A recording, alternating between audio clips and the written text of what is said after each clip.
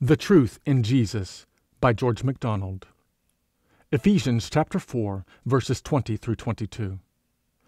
But ye did not so learn Christ, if so be that ye heard him and were taught in him, even as truth is in Jesus, that ye put away, as concerning your former manner of life, the old man, which waxeth corrupt after the lust of deceit. Here MacDonald inserts a footnote which reads, that is, which is still going to ruin through the love of the lie. Footnote closed.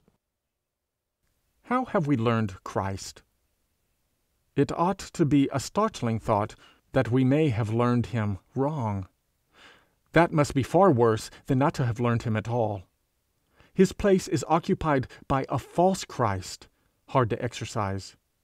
The point is, whether we have learned Christ as he taught himself, or as men have taught him, who thought they understood, but did not understand him. Do we think we know him with notions fleshly, after low, mean human fancies and explanations? Or do we indeed know him after the Spirit, in our measure as God knows him?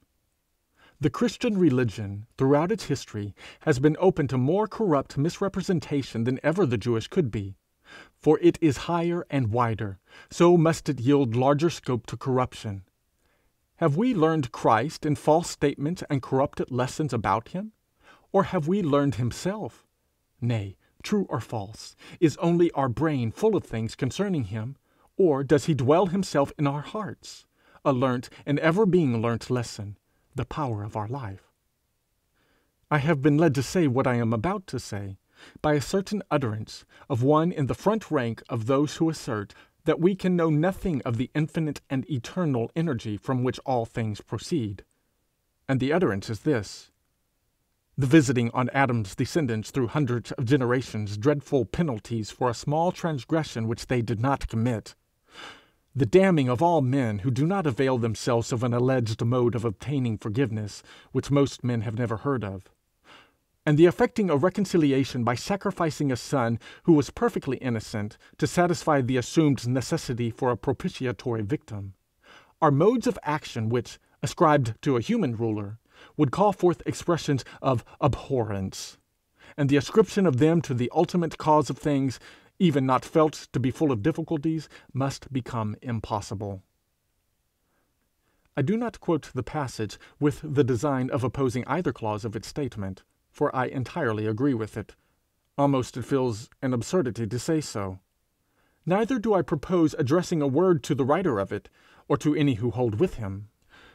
The passage bears out what I have often said, that I never yet heard a word from one of that way of thinking which even touched anything I hold. One of my earliest recollections is of beginning to be at strife with the false system here assailed. Such paganism I scorn as heartily in the name of Christ as I scorn it in the name of righteousness. Rather than believe a single point involving its spirit, even with the assurance thereby of such salvation as the system offers, I would join the ranks of those who know nothing, and set myself with hopeless heart to what I am now trying with an infinite hope in the help of the pure originating one, to get rid of my miserable mean self, comforted only by the chance that death would either leave me without thought more, or reveal something of the ultimate cause which it would not be an insult to him, or a dishonor to his creature to hold concerning him. Even such a chance alone might enable one to live. I will not now inquire how it comes that the writer of the passage quoted seems to put forward these so-called beliefs as representing Christianity, or even the creed of those who call themselves Christians, seeing so many, and some of them of higher rank in literature than himself, believing in Christ with true hearts, believe not one of such things as he has set down, but hold them in at least as great abhorrence as he. His answer would probably be that, even had he been aware of such being the fact, what he had to deal with was the forming and ruling notions of religious society, and that such are the things held by the bulk of both educated and uneducated calling themselves Christians, however many of them may vainly think by an explanatory clause here and there to turn away from the opprobrium of their falsehood, while they remain virtually the same. That such are the things so held, I am, alas, unable to deny. It helps nothing, I repeat, that many, thinking little on the matter, use quasi-mitigated forms to express their tenets, and imagine that so they indicate a different class of ideas. It would require but a brief examination to be convinced that they are not merely analogous, they are ultimately identical.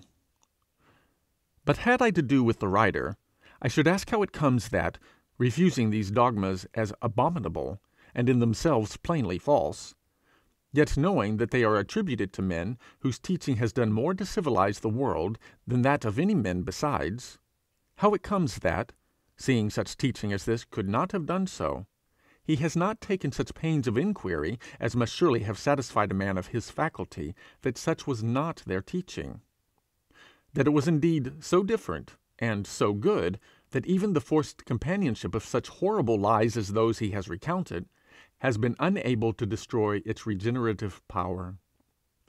I suppose that he will allow that there was a man named Jesus who died for the truth he taught. Can he believe he died for such an alleged truth as that?